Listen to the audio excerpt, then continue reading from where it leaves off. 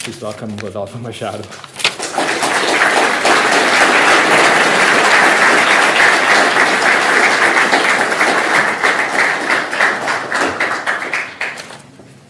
Thank you, Sebastian. It's been an excellent presentation.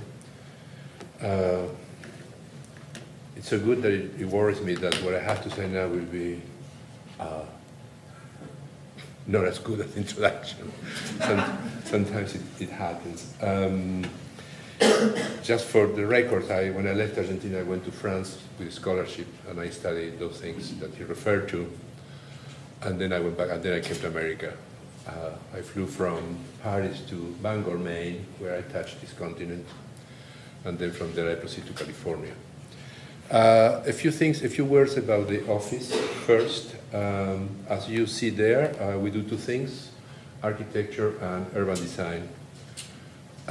Today it's only about architecture. I will not speak about urban design directly, even though of course there are some connections there to be made. I will speak about buildings only, and I have 4 buildings to show you in detail, and then there is a little imagery of something that is about to start construction at the very end. You almost could think of this as an Italian dinner, where you have an appetizer of a building, a very mixed salad, and then 2 strong things, primo and secondo, first the pasta and then the meat. I ended with some little dessert, just to get you out with the sweet taste of the future of architecture and the potential beauty that can emerge from it. The interest to talk, I'm talking about the buildings only. I want to say something about why buildings end up being what they are. There are too many myths about what determines the shape of buildings, and I think it's good to talk about those in school. There is the belief that there is a mythical author with divine powers that shapes the building, and then beauty emerges, and that's very nice, very desirable, very idealistic, and it doesn't happen. It's not that way. It's a much more complex interaction with many groups, forces, powers, practices, clashes of ideologies, of all of those things, and at the end there is the building, but its birth is always complex. I will have images going by of buildings. I will not talk about them. I will talk about other things, about the office while you see these things. I will talk about 3 things first before going into the 4 buildings. The way in which the office developed, the question of what I would call iconic pragmatism or iconographic pragmatism, and then the question of authorship in our world, authorship in general in architecture today. The office began essentially, as Sebastian indicated, in a very strange way. It was not easy for us to have access to construction. We began drawing and writing, because that's the only thing we could do. We were in the early 30s, immigrants, fresh arrivals, without any of the kind of social connections that make possible to have access to construction in general. And as when you are in charge of it, of course you can always be employed, as I have been many times in my early years, as a way of sustaining my work. But we lacking then the social entourage that makes access to construction possible. The drawing and the writing became our tools. Besides, we were loaded to the point of explosion practically with criticism of the current situation.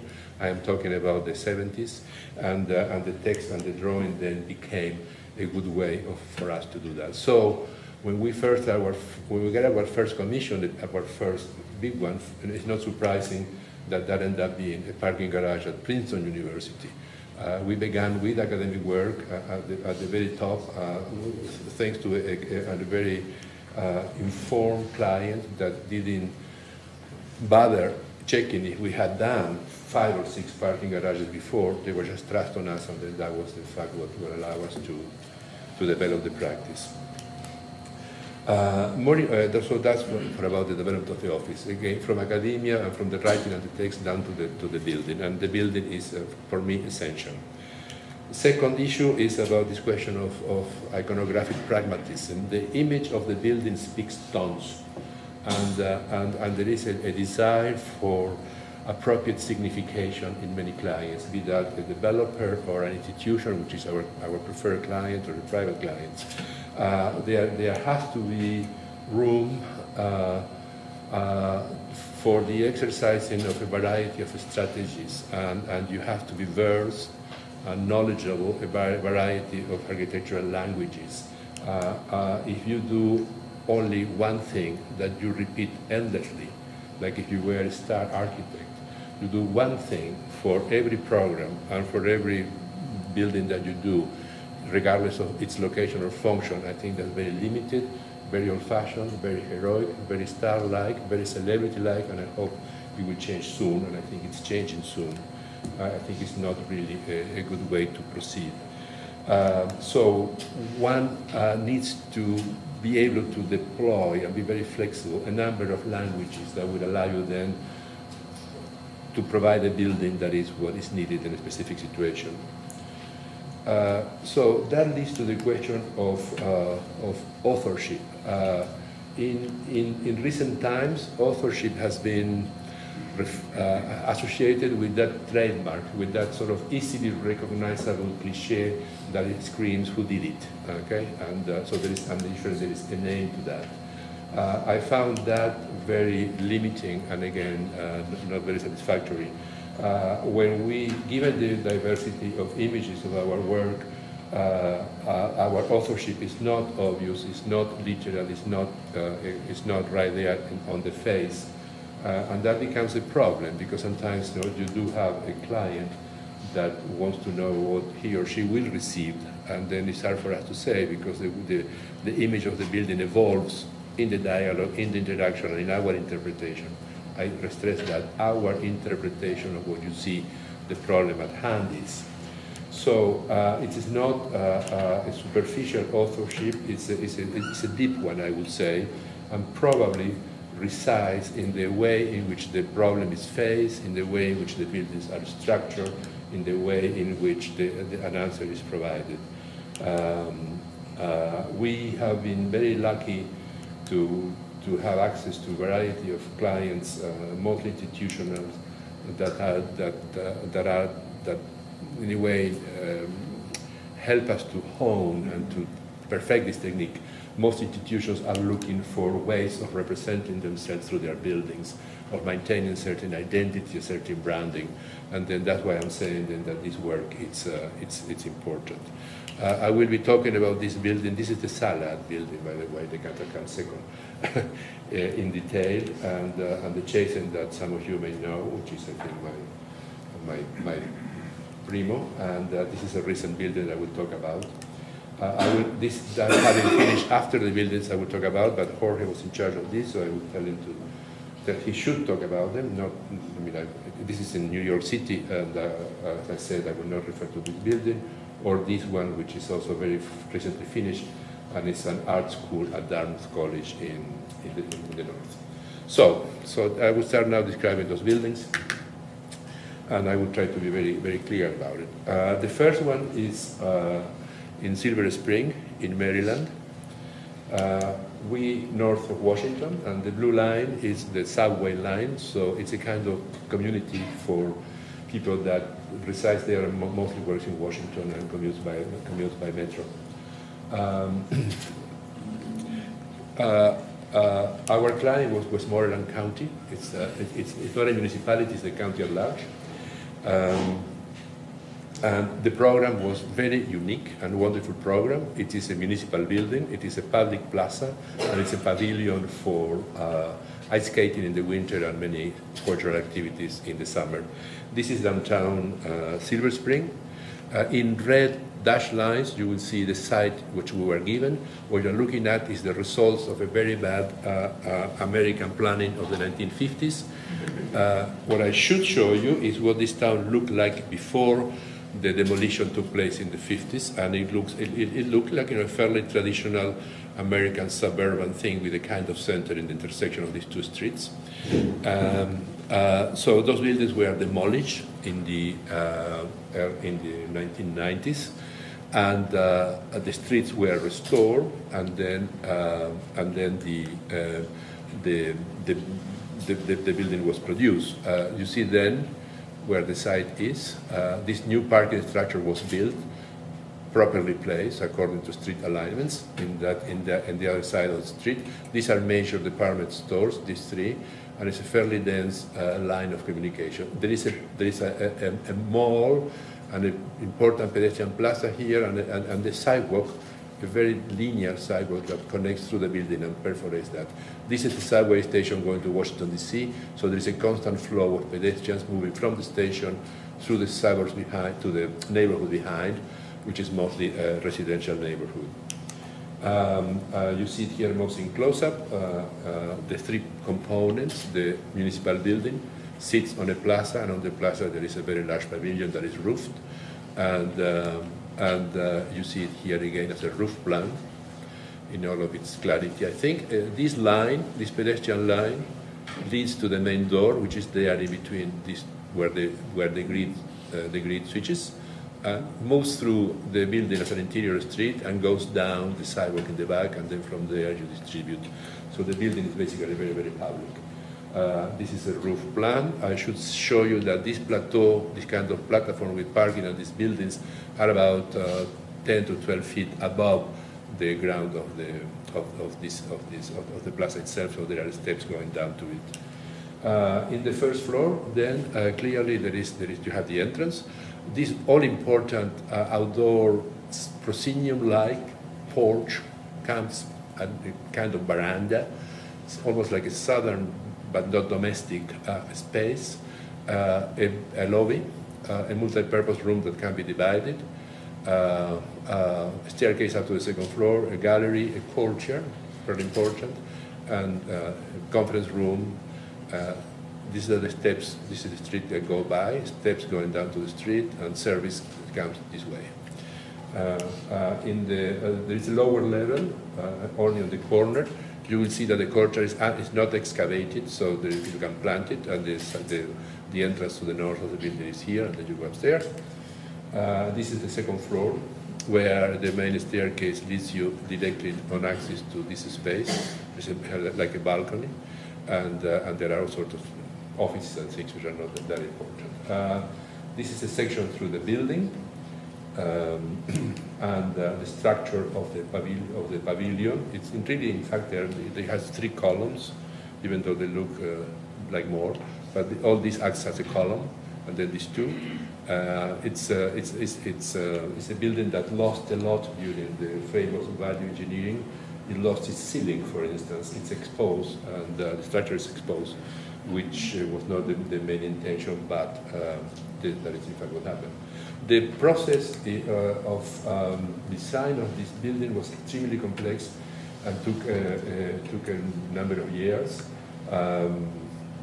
This is a community which is very well organized and with very diverse groups, and some of them hated anything that had to do with architecture and with design. They prefer to have the lot empty, and at some time when the parking lots were demolished and before we came in, somebody had put AstroTurf on the site, and it became in fact a very useful and important public ground. So the memory of which was maintained throughout, and there was opposition to design quite solidly. These are the elevations, and you can see the different patterns that are used to clad the main volumes. Essentially, this is an FRC panel and blocks from these things, and then there's plenty of wood, and the site plan. So I guess by now the main urban design issues are clear.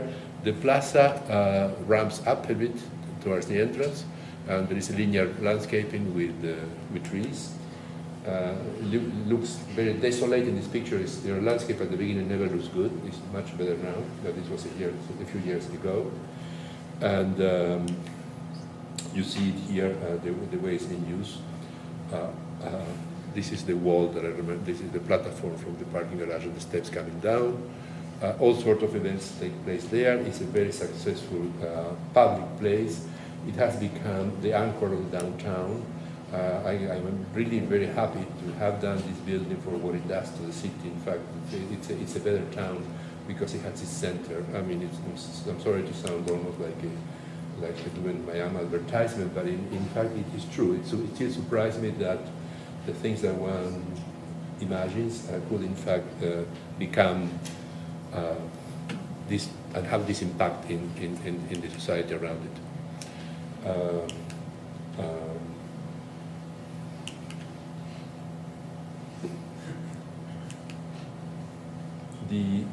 It's also well maintained and much loved.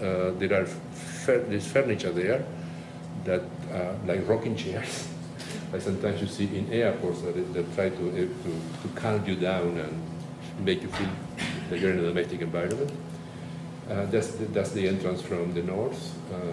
You see the staircase up to the interior street, much like that.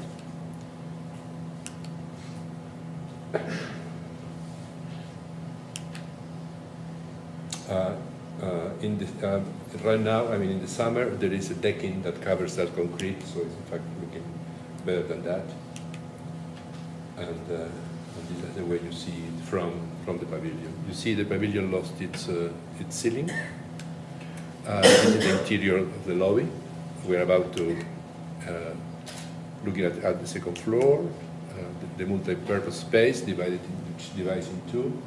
You are looking at the window the sliding doors towards the courtyard in this condition, and in the end the window towards the little passageway that is developed there.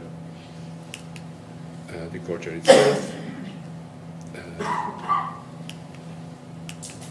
and the way it's used in the winter, it's actually quite fascinating to see all this life in it.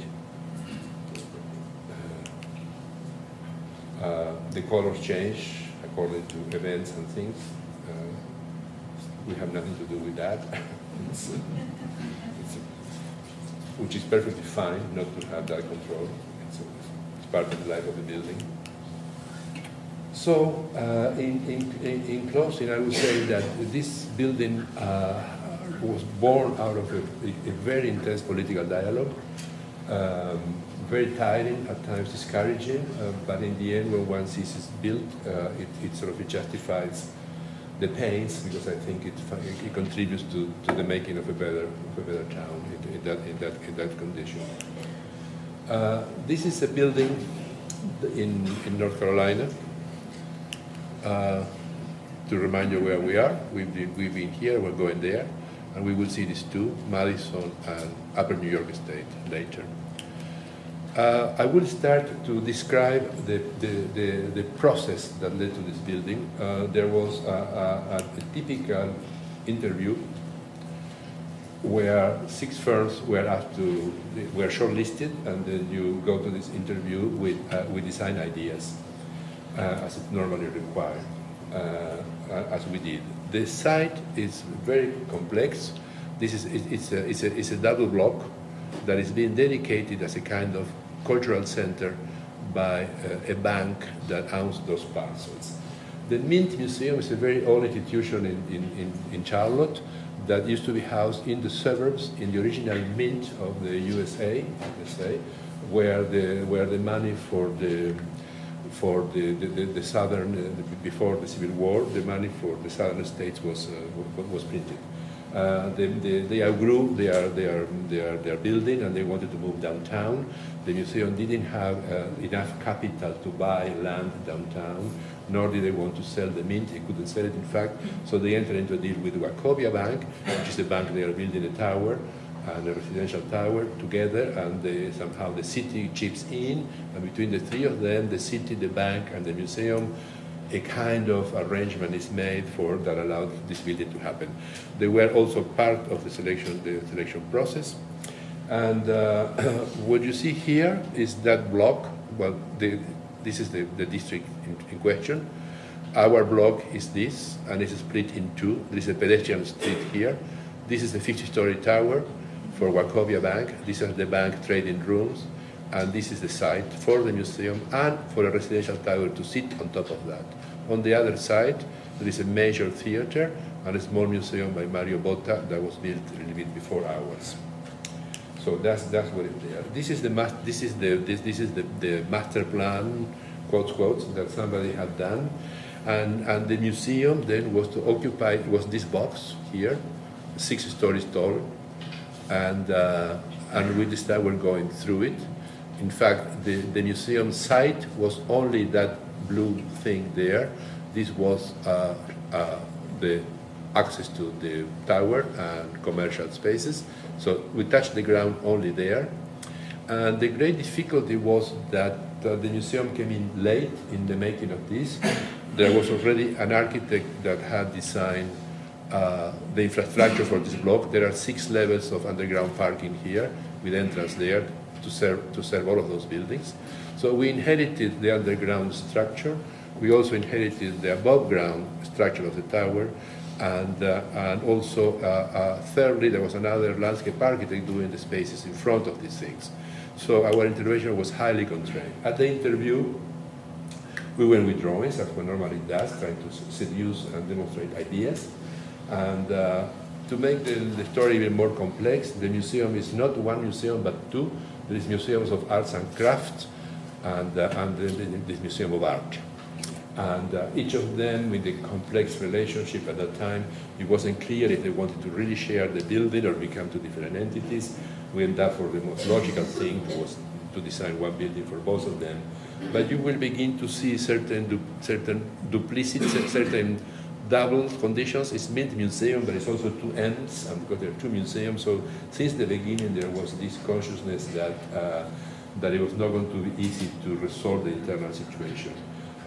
This is an idea, all of this is done before any kind of dialogue or contact, so it's one interpreting the brief, in fact, and with the plaza in front of that and a big staircase on the side exposed.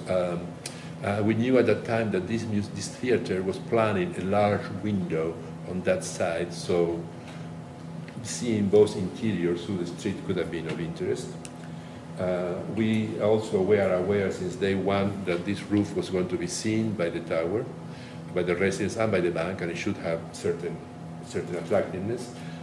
We were also aware of a very limited budget, so since day one, working with precast concrete panels, which are rather economical, was a good way to deal with it. We show it this way. The problem here always was that you have an institution of great relevance and importance in the city, but it's also the smallest kid on the block because it's under the impact of the tower. So how to overscale it, how to give a presence to a small box in the context of very large towers was one of the things that preoccupy us also since day one. And as I said, you begin to see here a doubleness, 2 conditions, one as an entrance to one museum or to the other, and of course the idea of the roof garden since the beginning, and many others. As you see, all of this is the kind of work that one does to obtain work, and more often than not, of course, you don't. So that tells you something about the practice and how difficult and competitive and onerous, costly it is sometimes simply to exist and trying to obtain work. Anyway, these are, as I said, drawings that went to that. And this was, at some point we found a rendering of this tower. It was supposed to look like this. You begin to see here the Mario Botta building that has a cantilever that we thought if we were to do something similar, the space in front of both museums could have a unity, which was a probably good thing to do. And then the project, we were awarded the contract. We were very happy, and then the process began. So we began to sketch. I mean, I draw by hand. I don't draw with computers, I haven't learned. And I do pencil or ink, I mean, this kind of sketches. So I think it's interesting to see how it's evolved. There was always the need for a form of enough distinctiveness to assert itself as independent from the context of the bank and the residential tower. These are probably buildings that could have been done in concrete, and they were at the same time a very a different line within the team working on this. I mean, that was advocating for a different way of partitioning the massing. Finally, this is what we decide to do, and there are models along these lines, and they are interesting if you compare this with final results. The process continues. It was never a symmetrical thing. Even those two, this looks like that this is the center, and then there are two wings. The center is not really the center, and the wings are not symmetrical. You notice that more in the plan than in the space, but it's important. And there was always a roof garden and the very large window for the lobby. But remember that the space only touches ground here, that the problem is how to take the public from the ground up to the piano nobile, let's say, where the museum begins. And if you're coming from the garage below, you can go directly to this floor. But if you don't want to negotiate those steps, there is a little lobby here with an elevator that takes you up there. This is the first drawing where we began to work more realistically with the precast concrete panels that by now we knew that we were going to have. This is our attempt to control the design of this space. We tried very hard, but we failed completely. As I said, this is only the museum is only this. We proposed a very successful, I think, from urban design point of view, pedestrian street here, a small one, separating the museum from these shops. And this is the other interior street. The drop-off for the apartment tower is here, and the core is over there. Many versions. Finally, the bank asserted its power and pushed this line back a number of feet, so we couldn't go beyond this political line. So we are contained to do that. And it's very odd for a building of this public significance not to control the space that is produced in front of it. So these very expansive steps were in fact further reduced because of the bank's insistence on they wanted that door to be seen, and which is not a remarkable door, but nevertheless we had to push back. So you begin to see a rendering of the Botta building over there, and our attempts to deal with the complexity of the situation. This was an important moment.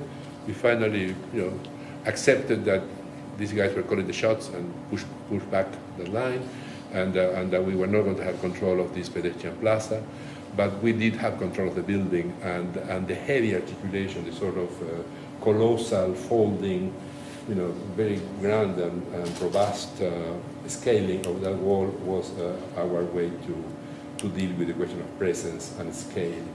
To give you an idea of what determines the shape of buildings, as I was saying,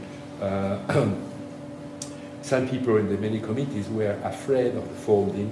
It was never clear why, so they began to limit the quantity of them because they thought there was to be too many of them. In the end, we said, I guess it was that 20% of panels could fold and 80% of panels had to be straight. So, a totally arbitrary number, had nothing to do with design, having all to do with people's fears of difference or fears of overscaling in this case, and that controlled the number of panels that one could do. This is not very important, but it's the way in which the art service gets to the bottom of the parking lot, and art is taking upstairs. These plans they are not the final plans. It's a moment on this stage. I'll go very fast. I don't need to explain them. They will give you an idea of how things were evolving. Since the beginning, the grand room was here. As you can see there are no mechanical escalators because there was no money for such a thing, even though there was a great desire for those to happen. The grand room, it's an interesting thing in the museum today. It's really a public interior.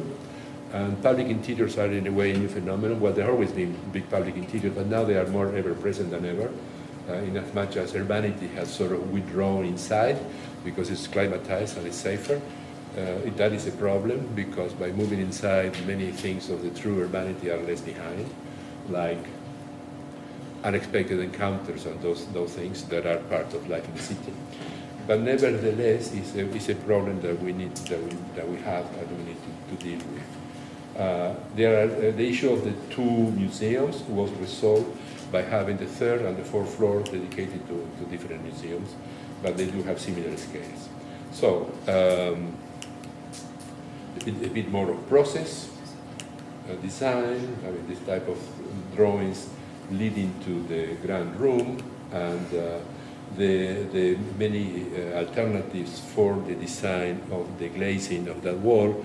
These interior windows have always been important, and they're perfectly aligned, and they pierce through the mask, and then you see from gallery to gallery. It's a kind of virtual enfilade, mostly visual. It's not real, it's visual, but you see then things perfectly framed and aligned to that. Different ways of dealing with those staircases that could also be screened and receive projections.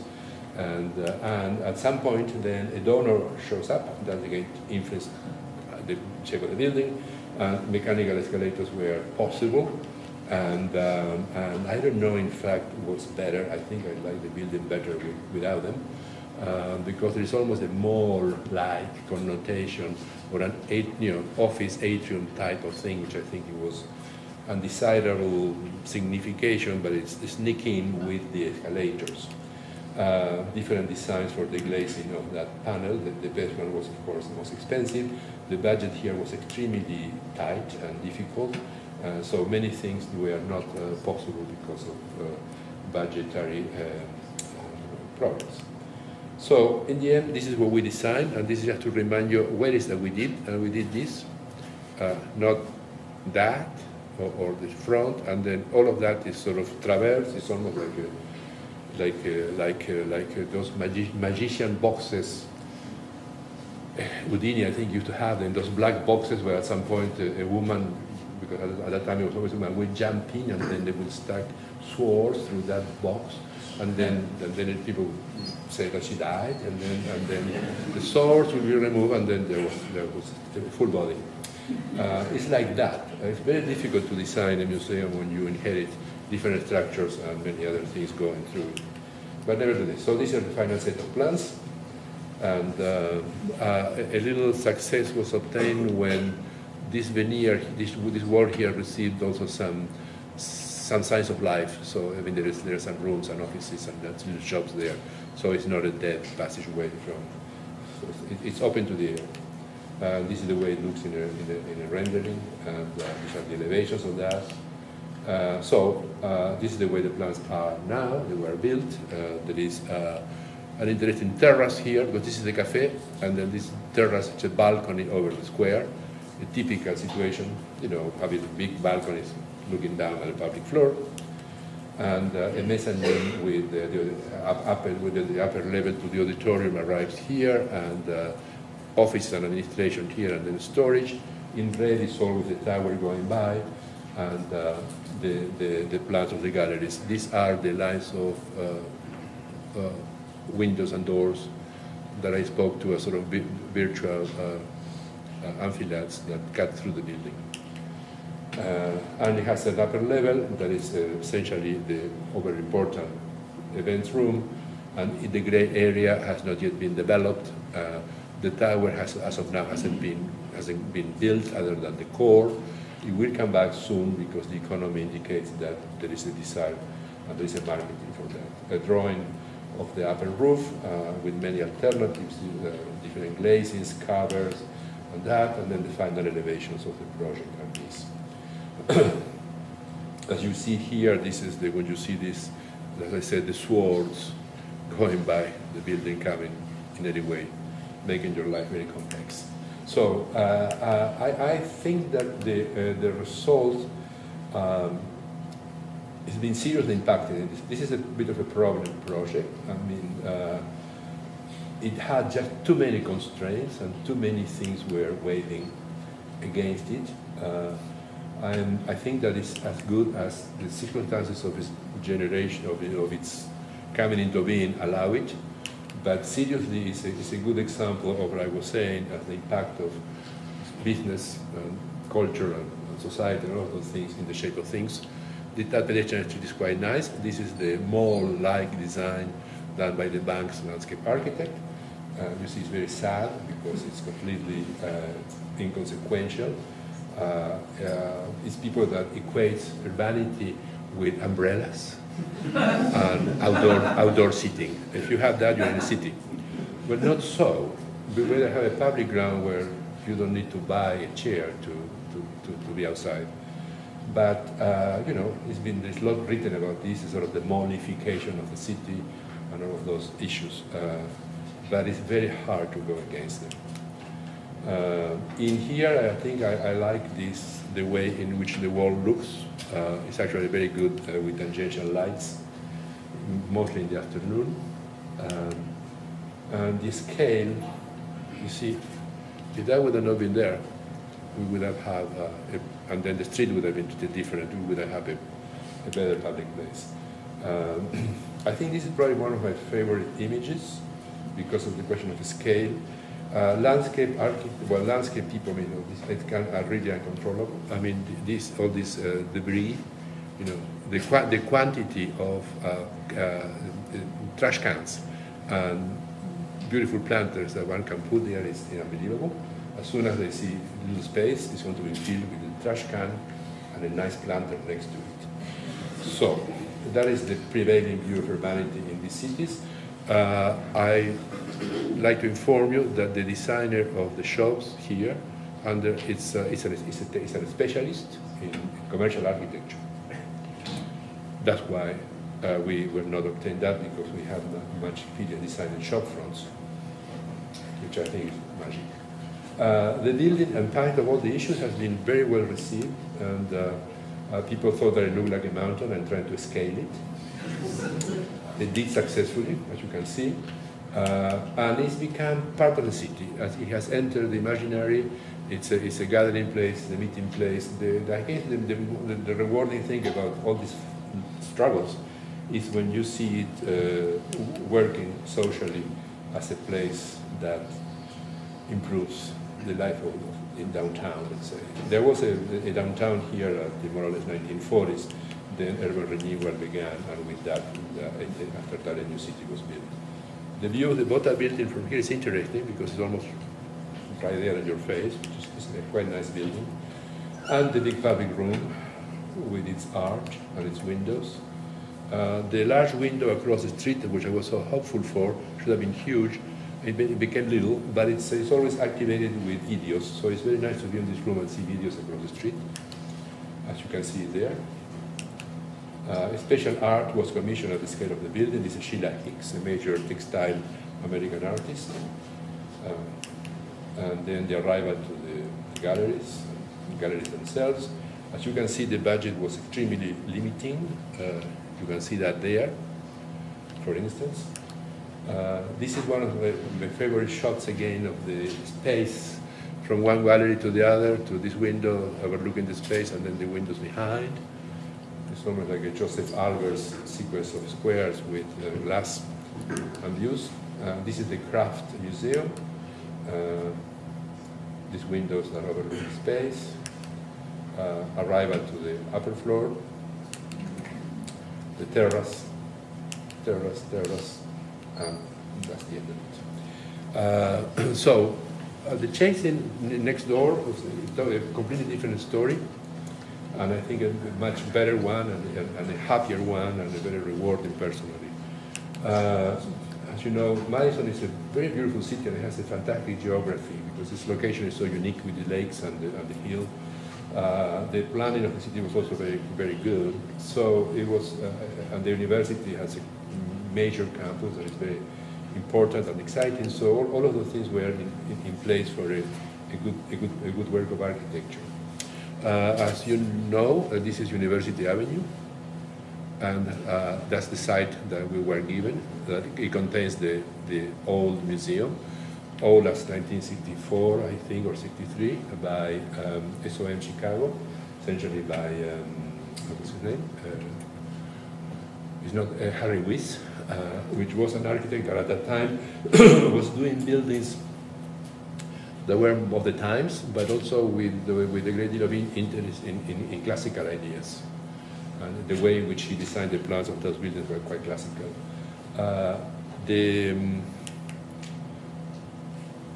This is a recent photography, so you see, in fact, the roof of our addition, but these are the buildings that were demolished on that block.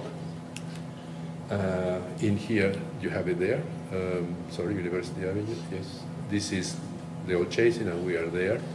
And this is the mall that is developed to reach from University Avenue all the way down to the lake.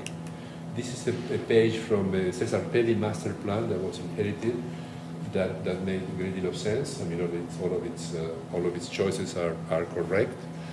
Essentially, it calls for the creation of this mall and a public plaza on the avenue and a pedestrian street that will continue south down to this avenue. A picture before demolition of the buildings that were there. I'm glad to say that the buildings were really of very little architectural value or none at all. So one didn't feel any pain in sponsoring the demolition of that. As you see, that's what I'm talking about. Now, this building, it's very much an object. It's an idealized building that doesn't want to be touched. So, because it's absolute in its presence. So, to add to this kind of building is always difficult. Besides, there was the desire clearly stated by the university and the museum and everybody else that this was not going to be an addition to a museum, that to say that it was not supposed to look at the end like some small building came next to this. The desire was to make one building. Now the addition is also very large. It's exactly the same square foot for galleries. So it's a difficult thing. How do you do that? And particularly there is a detail in the building which is very troublesome, which is this. The slab of the galleries is here, but then it has this detail that makes it very difficult to attach something to it and be at the same level. In fact, it makes it impossible. So it was not an easy building to deal with in that sense. It was very unfriendly, quote, quote, socially, a very opaque ground level, 2 doors other than one, so you never know which one to go. 1 door facing the city, 1 door facing campus. Not clear where the galleries were. You never saw it, very uninviting, very much a campus building of that period. But the museum is not just a campus building, the museum is a city building, it's for everybody, so it's important that access to it is very clear and open. Again, I will start with the interview, and we went there with some diagrams, saying that yes, that one should have a front plaza, but it's all this, but the plaza has 2 zones, if you wish, one which is part of the avenue, and a more private one here for the museum, and that along the mall, one could have a spot that was going to be unique. There was a courtyard, and that courtyard could be the entrance to the new museum. You see these 2 doors and the continuous wall around it make this building very difficult to deal with. In fact, our building is exactly the opposite, almost in terms of binary oppositions, of what this building is for the 1st and 2nd floor, and it's the same, but better, for the 3rd floor, which is where the galleries are. So we've assumed then that one could draw people from both campus and city and enter the museum on the side. Clearly there was going to be an avenue front, very different from what we call like a garden front or a campus front on the other side. That's why we used 2 different colors. The mall went by uninterrupted. And this is the gallery, this is the plan of Harry Weiss. So we exactly mirrored that, put it on the other side, made the connection, the bridge, and ended up being with a museum that is one thing, and of organized spaces, and other than 2. And that gallery, in fact, in the bridge makes a perfect gate for the mall and the campus. These are drawings that were made before any conversation with anybody. And the important thing for you, I guess the lesson here is the survival of some early intuitions. And if you happen to be right, how important it is to maintain them and insist and put it in practice. You see then the continuity of the galleries already there, this being the opposite of that in a way. And then this was drawn, this was taken to the interview, and if you compare this with the spaces today, you have seen it, it's remarkable, the survival of these ideas. So in the end, it's a much happier process, and they're completely different from the previous one, where there were some intuitions that were shared by others that allowed for this to happen. And so there was essentially this kind of thing. And we also went to the interview proposing two things, the one I just showed you, and this one, which is the same but more complex, because other than one bridge, it has two. It has a major lobby here, a major staircase, and a bridge here and a bridge there that allows you to have a plan of this kind that was very appealing to the museum director and others, for instance, because of the quantity of galleries that you had. But there were many worries expressed by different committees. The weather was one. It said that that Manchester is very windy, which is true, and if you have two bridges rather than two, that you were covering too much public areas, you want to be too shady and too windy, and that. I mean, there was no way to make a wind tunnel analysis because this was just work done pro bono to get the job. No, they were already working on it. This is still we went to these things. There was opposition to that. It was not liked because of the fear of climatological problems of some kind. We showed this section that shows the major lobby and staircase. Since day one, the continuity of public ground outside, interior ground, and then up to galleries, this was always to me a given, to be maintained. We went with this model, with the two bridges, and we went with something else, which is a sketch. This is the old museum, and I'm trying to anticipate, there is such a desire for shapes today that some other architects could very well have presented a very completely different type of approach to this, and the intent was to demonstrate that if one really wanted to make one museum, then one should maintain things within the geometry of that museum and not depart from that, because if you departed from that, you were never going to get one, but two. So that was a complete scenario, and so we got the job, and the project evolved, and then I remind you where we are. Demolition, it's done, and we begin to work, and that's the concept. But the double bridge had stayed in the minds of some of us, I mean, in the committees, I mean, the museum director, as something desirable to explore further, in spite of the reasons stated by some people about the weather. So I began to work on that, very glad, and provided here a number of alternatives for hard to organize spaces, but all this on the same family of things. Some drawings are made. We begin to work, and essentially you see the continuation between the courtyard and the inside, and the huge monumental staircase rising up. The plan looked like it could be the source of a fantastic plan. One could certainly work with these bones to make something very good. And then the major, truly major staircase here, arriving there from the ground to there. That staircase, that you can see here in the section, was, and then you see here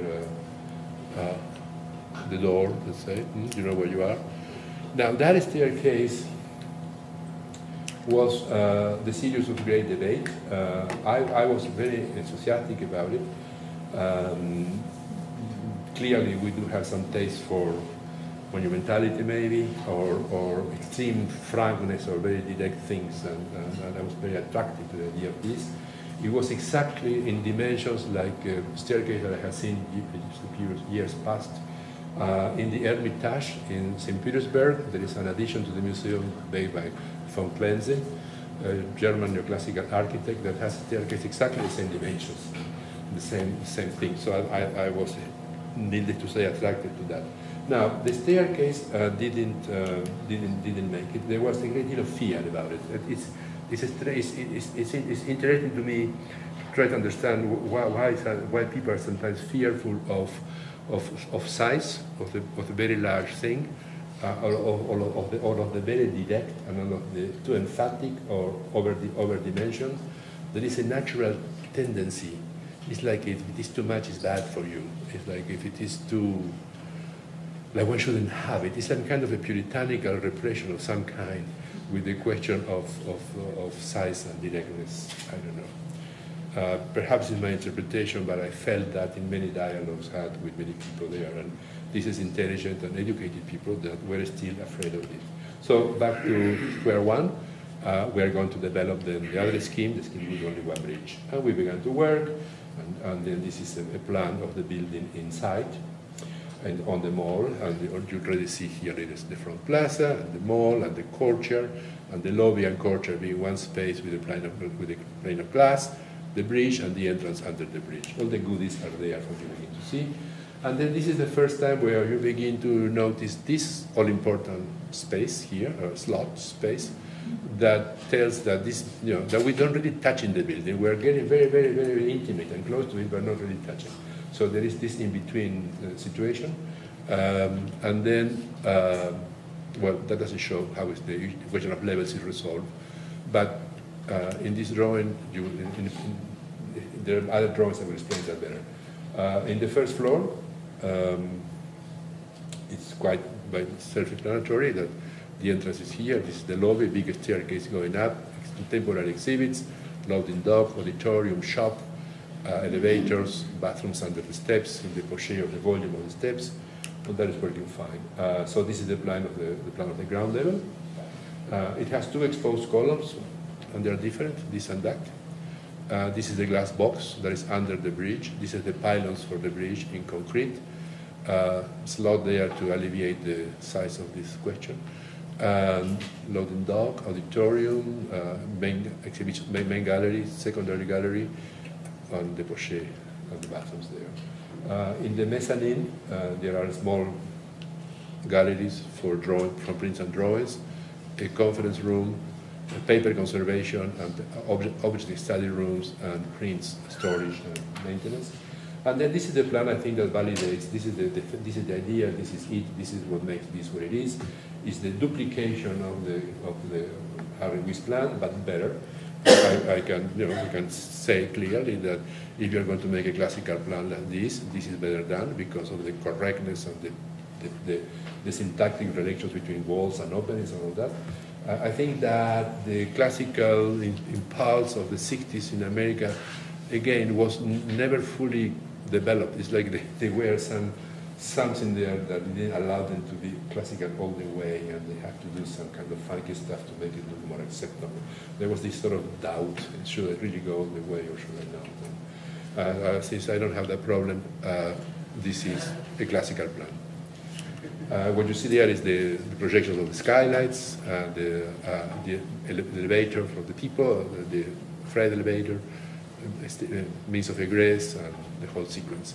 And there is a ramp there, or steps here, because this floor is a little bit higher than that, as a way of resolving the moment of contact between the two buildings.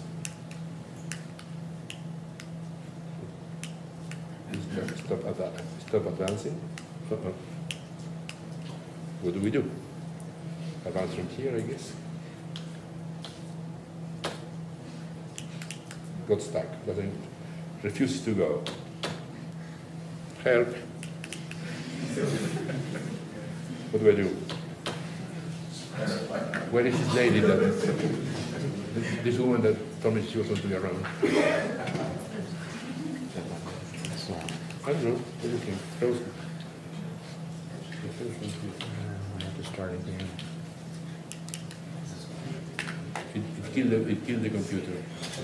Classical computer. Oh, from there? Okay, I can use this then. That's the next one. And to go back? Which one way? Okay. Yeah, maybe you could try that. Oh, it's working, fine. And maybe, well, I have lots of sections, and you see where they're taken over there. It's working now. And I don't need to talk about it. They're sort of, you can read them. This floor is very interesting because there are the skylights and also storage spaces in it with a section of this kind. And this is the very important moment right there, where you see then how the geometry of this building is resolved with this one, and the elevation. It was always The materials were clearly, they have to be the upper ones, the same material as the buildings next door, stone and copper. And we were very lucky to get the bronze panels for the exhibition gallery. The rest is concrete. And then looking back at the mall, the reason why that gallery can have full glass is because it's a gallery for display of glass. So the impact of natural light is not an issue.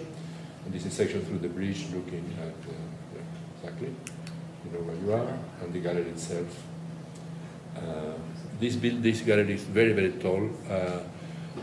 It's frighteningly tall. Sometimes I think it's better when they divide it. I haven't been there in a while. I don't know if it's used as one space or many. But then you see now. I have many pictures that go around the building. I think it will be better once this greens up like that.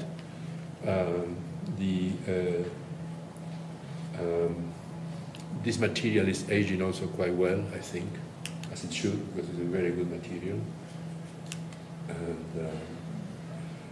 the ceiling is all important because this plane is absolutely continuous all around it.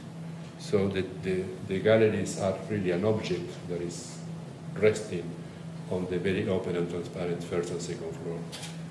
That plane of ceiling is very critical. Opening night, happy architects. The little windows are interesting here. You may have experienced that. You can put yourself on the little podium and get inside the galleries visually and see what's up. And these ones were never be used. My idea was that in opening night we should have some go-go bodies there moving themselves, but I didn't get that. This is the disaster moment. The concrete is very troublesome. And I don't know, have they installed the panel here? I don't know. Have you seen videos in this panel? Anybody has seen this installed? It's a pity because this was a big screen to show videos and announce activities in the museum. Without that, it's rather deadly, unless you see somebody going by. The landscape was excellent. This is done by Rhode and Hargrave from Boston. They did the proper landscaping for the proper shapes. Very French, clip to death kind of nature, as I like it. And the view from the corner. Well, I assume that you have seen it, so there's no need to take much of this.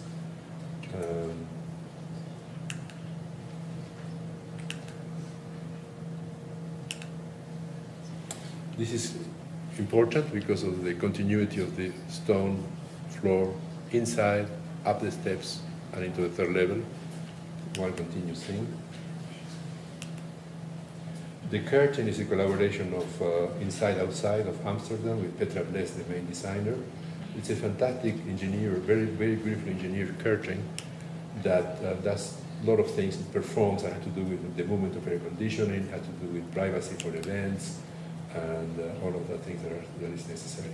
It's important to notice this detail because it's the same that also climbs the steps, and the thickness of that which I think is about 10 inches, is what arrived to the third floor as also as a 10 inches slab of floor. You see, this is the detail, the thickness in question. It's the same, even though it doesn't look like. This edge here should have been curved like that to indicate this sort of textile quality, folding-like climbing situation, but there was an issue of cost, so it ended up being 90 degrees. It's minor, but it's good to know they should have been better if it were curved. The glass bridge, I always meant it to be almost like a chandelier of sorts. I wanted to be red, but they were afraid of red. Yellow was second best, so it became that way. These are the galleries. I think that this explains the strategy for the design of the interiors and their materials quite clearly. Also, the selection of the artists for the opening sequence was very, very appropriate because there is something very direct and the geometry is very satisfying about those drawings by Scully. And then you see the curtain in movement. The curtain was fabricated in New York City. It has two layers. One is a felt and the other one is a gauze-like plastic material, not plastic is not the right word. It's one of those new textiles that I don't know what they're made out of, but they're not vegetable textiles, and they're very efficient and beautiful and modern. And it curls around this route with lights, and it makes beautiful effects of lights and shadows. I think it's beautifully designed. Very glad that, as you may have noticed, of course, the pattern of the ceiling is what is deformed and transformed in the design of the curtain. It's the same hexagonal thing that begins to move. And up we go. This was supposed to be an object there floating in space. This should have been placed off-center, but it is not on-center, luckily. And there were to be many more. I guess probably that would happen in the future, because those screens, those monitors are always now needed everywhere. I think the place in the building is great with a crowd. It's better than empty. And some details that you may have seen. The conference room. See the view in the other building looks very good seen from here. The object study room, and the third floor as a reminder where we are.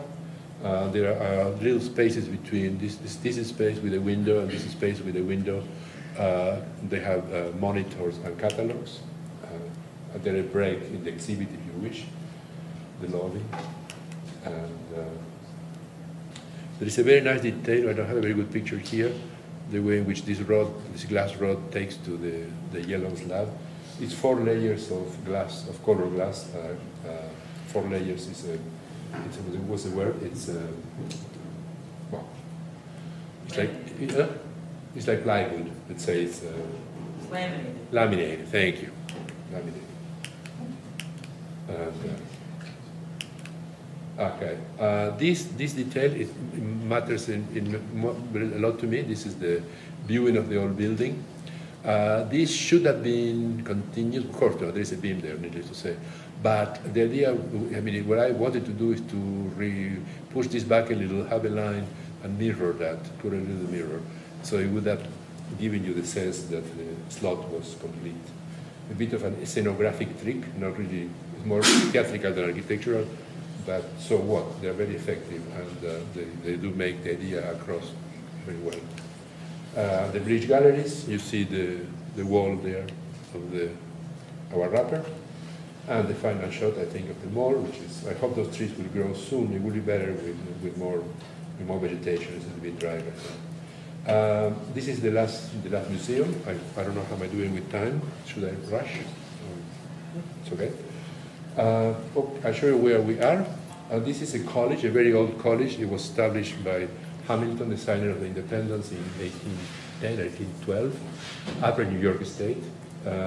It began as a male college, male-only college in here, with it's following a typical New England campus pattern, with some help from the Harvard Yard, and there was a rural road going by. In the 1950s, I believe, this college for women developed, and in the 1970s or early 80s, when the college becomes co-ed, then the Hamilton College buys this college, and it's all now Hamilton, but Hamilton has a road in the middle, and that's a bit of a problem. We began to work with an art school here, which is under construction, very advanced. I'll show you an image. And then the need for a museum arrived. This is our museum, already there. There were here 2 little houses like that were demolished to make room for the museum. The museum faces the road, faces the art school. This is an important house with the art school, the art faculty as their offices. And then this building is an important location because there is a flow of people going by to the refectory, which is here, to the sports fields, which are there, and to classrooms and things over here. So it's in a critical location. This is the idea for both projects, the museum and this art education building, which has a continuous curve of glass facing the landscape. This is also like an outdoors amphitheater. There is a cut here, a breezeway, that puts people absolutely in line with the McKinney and White building in here, where the house is faculty. And there is another important pedestrian entrance here. There is a theater, and this is parking for the theater, so when you go to a function, you arrive this way through this space. And the museum has a similar space. We did not design the landscape, but you see here our building, let's say, and the breezeway leading to the house for the art faculty. This is a rendering that was done about 2 years ago, and then this is a picture of the building that was taken about 2 weeks ago. And you see the way it's shaping. The glazing is all important, and that glass did suffer serious value engineering cuts. It was supposed to have glass mullions and be a continuous glass, and the glass was supposed to be absolutely transparent and very clean. It has a hint of color, but you know, there are moments when money talks very loudly, and some details do no longer exist. I'll talk about the museum. The good thing to know is that Hamilton College has a pedagogy which is very unique, and is that everybody that goes to this school is required to take what they call art education or art appreciation classes.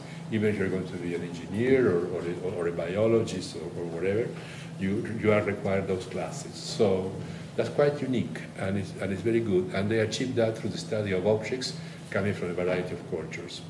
So the object collection is at the core of the freshman year, and this is what defines their pedagogy. So as soon as I got a good grasp of that, the idea was, okay, well, this is the source of rather something unique. We could, in fact, make a museum that, like no other, very special and unique if we concentrate on the location of that. So there is this space, which is a campus path, and there is a lobby. It is a lobby, and it's essentially lined with glass vitrines where the art objects, where the collections are displayed. Apart from that, it has an entry plaza, and was supposed to be a sculpture courtyard in the back. Loading dock is here.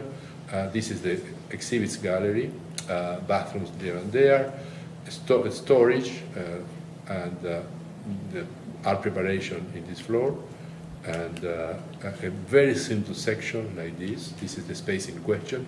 You will see a very thin vitrine there in front of the structure, as to not to interrupt the glass plane with objects going all the way to the roof. Apart from that, the building has I think it's very direct and simple and clear. This is self-explanatory. The skylights were not built. At the end, the curators decided that they were against it for a variety of technical reasons, so it doesn't have skylights. But then you see then this space that has a central staircase that cuts through and is lined with the collection. For a while, the back courtyard was an important component of the museum as a sculpture space, as a sculpture court, and it was walled. These walls had about 12 feet or 14 feet. They were fairly tall, lined with ivy inside and traversable by that.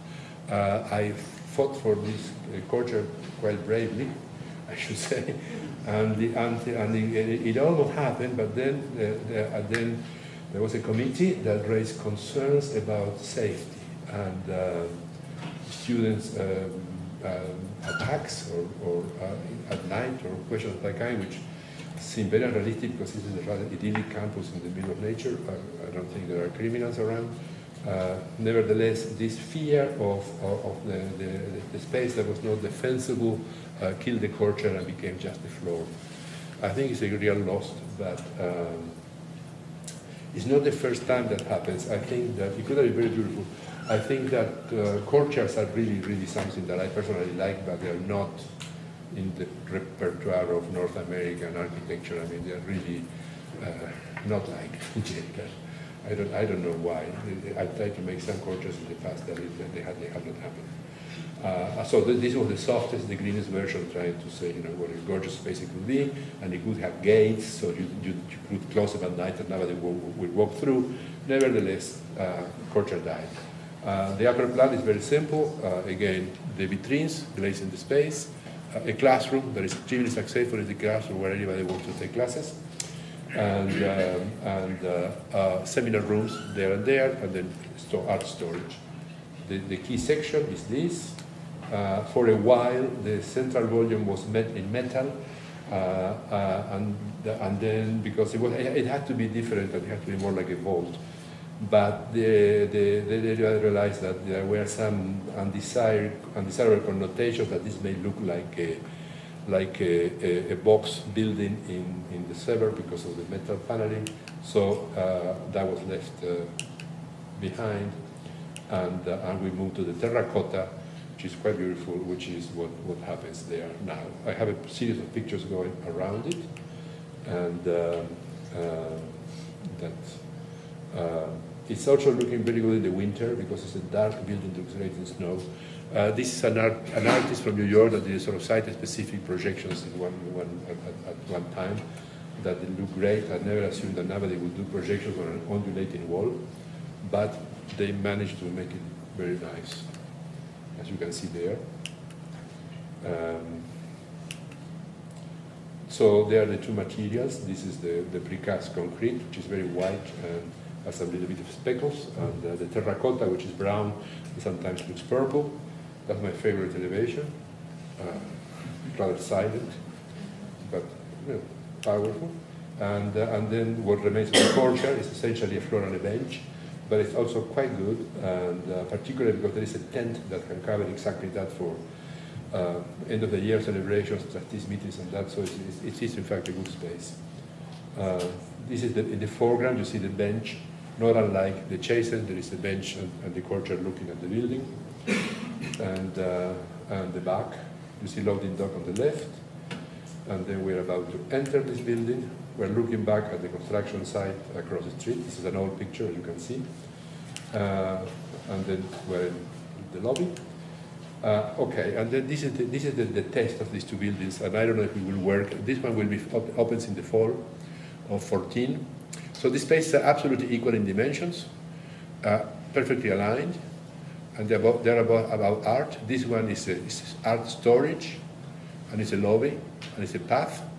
This one is art exhibit, because it's the gallery for the art department, and it's also a lobby, and it's also a path, and they are both aligned, and hopefully at night with similar levels of light intensity, they will be quite good. There is also a Petra Blaze curtain coming to it, in here separating the gallery from the lobby itself, which is very bright yellow, which I think it would be great at night. This is the space as it was a couple of weeks ago. The curtain in question was more or less there, separating this entrance, the staircase going upstairs. So, and that's the space with the galleries in the museum. It really is about their collection, and it's quite unique, and I don't think that there is any other museum that has the display of the collection in the lobby. But it was excuse for some unique things, and I think it's quite successful and very well liked. As you see, they have not enough things, but they're getting many donations. And these are the galleries. It's a site-specific installation that was accomplished a couple of months ago. It's a very plain space. I think the best space for exhibit is a very plain space with vertical walls. There have been many museums recently with walls like this. They're totally unuseful. Nothing much can happen in them. But they're part of the marketing of the university. As you see, it's such black, almost kind of condition that there's not much to talk about. It's white and gray and has metal and white stuff. Seen from the back. Okay, I finished with those four buildings. I am not going to talk about this. I just want to show you, because I said that I had the search, and I want to leave you with a good taste and something which I think is going to be beautiful. And I show you the material that we're using to a building that we're doing in Sarasota, Florida, in this building. We are making a gallery addition here, and we're remodeling all that and making a gallery here, which is for Asian art, mostly stone sculptures, jade sculptures. This is the rendering of the museum. This is about to start construction, and as you can see, it's a green box on columns, and it has 3 levels. It has a loggia here, which is used for a variety of reasons, a gallery with very few windows, and an auditorium on top, and it's all wrapped with a green skin, which is made out of terracotta. This is another rendering. It's old, it's not exactly like this. And then these are pieces from the collection. And the collection is mostly green, and it's stones and jades and jadeites and other green stones, and are absolutely beautiful and crafty. And as you know, there is in Asian architecture a great tradition of green ceramics in buildings, in roofs, and in gardens. And we are in Florida. We are in a most exuberant landscape, full of this very sensual greenery. This is the drawing of our wrapper. The building is wrapped in these ceramic pieces, which are the largest ceramic pieces ever made. This is the factory in Buffalo. You can see how big they are. And it's called Boston Valley Terracotta. They've been in operation for about 100 years. They did the terracotta for Sullivan and for Wright and for many others. But these are the biggest pieces they ever did. The workers are very happy with them. They're parametrically designed and deformed. And you see the sensuousness of these, and they are green. And then this is a rendering show you how they will be hung. There's a serious problem with hurricane codes in Florida. They have been redefined, and these have to stand winds of, I don't know, an exorbitant amount of miles. And these are the pieces themselves. This is a mock-up, and they are perfectly crafted because they have this intensity of color and this is sort of the accidents of color reduction that only the hand can do, like these things. This is a problem. But this is not a problem. But this is not a problem. This is nice. So it's about the collection. It's about Florida. It's about being unique and beautiful and green and new and sensual. And I hope it will be good. So as I said, this is the little research. That's all. I will be very happy to take your questions. Thank you.